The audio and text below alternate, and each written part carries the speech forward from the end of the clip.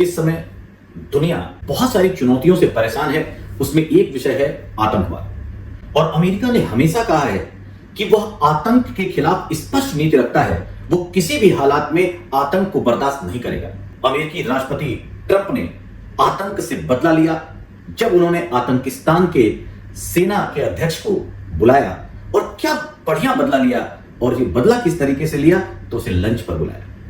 यह बात मैं बड़ा क्लियर करना चाहता हूं, यह है हिपोक्रेसी ऑफ यूएसए। एक तरफ वो कहता है कि हम आतंक के खिलाफ हैं, दूसरी तरफ जिस व्यक्ति ने भारत में आतंक को सीधे सीधे पनाह दी उसको वो लंच पे बुलाते हैं। दिस इज द पाखंड, द हिपोक्रेसी ऑफ यूएस। मुझे हमेशा याद आता है हेनरी किसिंजर का वो स्टेटमेंट जब वो कहते हैं to be enemy of US is dangerous but to be a friend of US is fatal. तो यही हालत है कि भारत ने दोस्ती से क्या पाया, वो किसिंजर ने पहले ही कहा था, भयावह है। अब एक मुद्दा आता है कि मुनीर जैसे व्यक्ति को लंच पर क्यों बुलाया।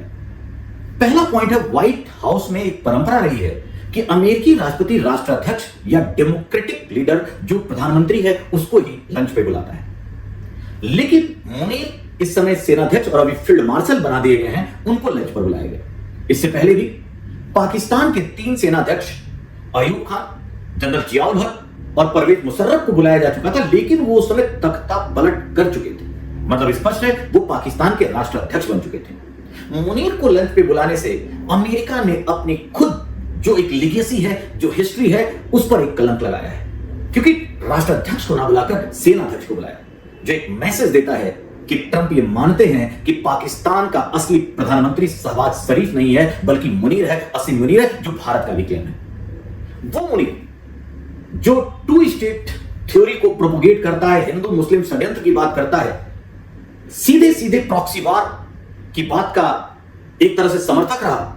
और उसने जब ये बात कही और उसे जब इस रूप में बुलाया गया तो निसंदेह ये चर्चा होनी स्वाभाविक हो गई कि आखिर मुनीर को बुलाया क्यों गया। इसके कई फैक्टर्स दिखते हैं। व्हाइट हाउस के डिप्टी सेक्रेटरी प्रेस ने आज बताया कि ट्रंप ने मुनीर को केवल इसलिए बुलाया पाकिस्तान के या फिर एक राष्ट्र के राष्ट्राध्यक्ष के रूप में नहीं, बल्कि इसलिए कि मुनीर ट्रंप साहब के बहुत बड़े फैन हैं। और वो इतने खुश हैं, इतने प्रशंसक हैं ट्रंप के, कि चाहते हैं कि ट्रंप ने जिस तरह भारत पाकिस्तान के संघर्ष में सीज फायर कराया तो उन्हें नोबेल प्राइज मिले।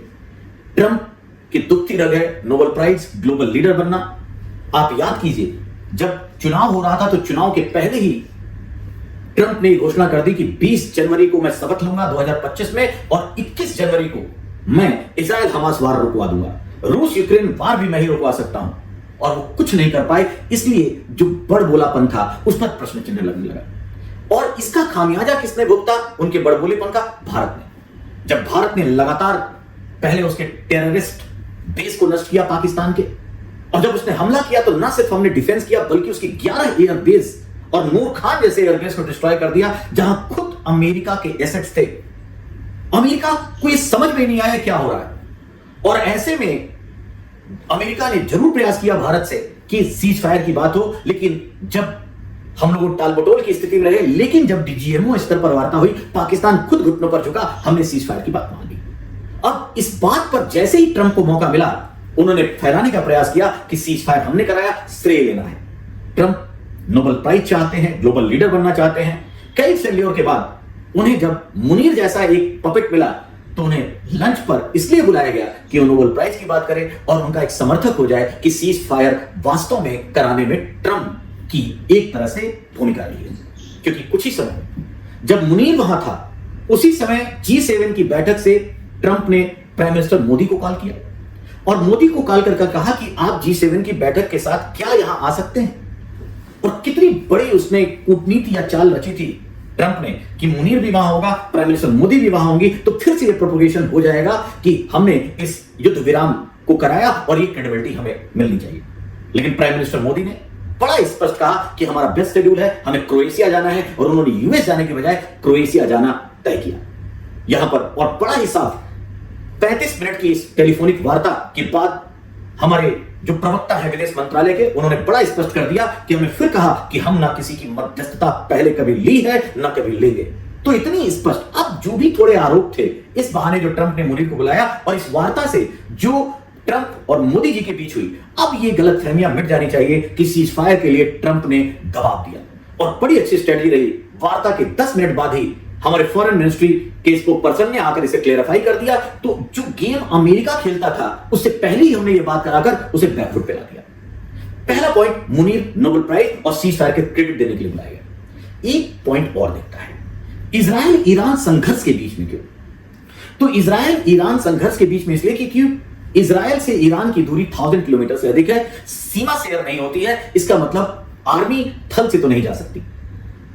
अमेरिका चाहता है, जो हमेशा उसने किया है, पाकिस्तान के रास्ते ईरान की बाउंड्री में प्रवेश, या फिर अगर एयर अटैक है तो आप सब जानते हैं जो अमेरिकन एसेट्स हैं वो बहुत बड़ी मात्रा में मिडिल ईस्ट में मौजूद है, और वो क्या पाकिस्तान के रास्ते ईरान पर बमबार्डिंग करेगा। इसलिए खाने पे बुलाकर मुनीर को ये बात बताने की कोशिश कि ये उसका सबसे अच्छा प्यादा हो सकता है कि वो पूरा सेफ पैसेज दे पाकिस्तान में कि वो ईरान पर अटैक करे। आप देखिए, जैसे ही अटैक हुआ इजराइल ने ईरान पर किया तो एक खबर आती है और ईरान के एक लीडर बोलते हैं कि अगर इजराइल ने न्यूक किया ईरान को तो पाकिस्तान इजराइल को न्यूक कर देगा। लेकिन अगले कुछ ही दिनों बाद या कुछ ही घंटों बाद पाकिस्तान की तरफ से क्लेरिफिकेशन आ गया, नहीं नहीं हमने ऐसा कुछ नहीं कहा, हम इजराइल को न्यूक करने वाले कौन होते हैं। तो ये बात दिखाती है कि ईरान को घेरने की साजिश और जिस तरह से यह अभियान ट्रंप लेके चल रहे हैं, तो जो उनके एयर बेड़े हैं उसको वो पाकिस्तान के एयर रास्ते से और या फिर थल सेना भी अगर घुसानी हो तो पाकिस्तान के रास्ते ईरान में प्रवेश करें। आप सबको याद होगा पिछले साल ईरान ने मिसाइल अटैक किया था पाकिस्तान के कुछ टेररिस्ट कैंपों पर और पाकिस्तान ने भी रिटेलिएशन किया था। लेकिन बाद में फिर ये गलतफहमी कहें या आपस में कुछ व्यवहार हुआ, रूस और चीन ने शायद धमकी दी होगी और फिर ये इस तरह की जो कटुता थी बंद हो गई और मुस्लिम ब्रदरहुड के नाम पर ईरान पाकिस्तान ईरान का समर्थन करने लगा।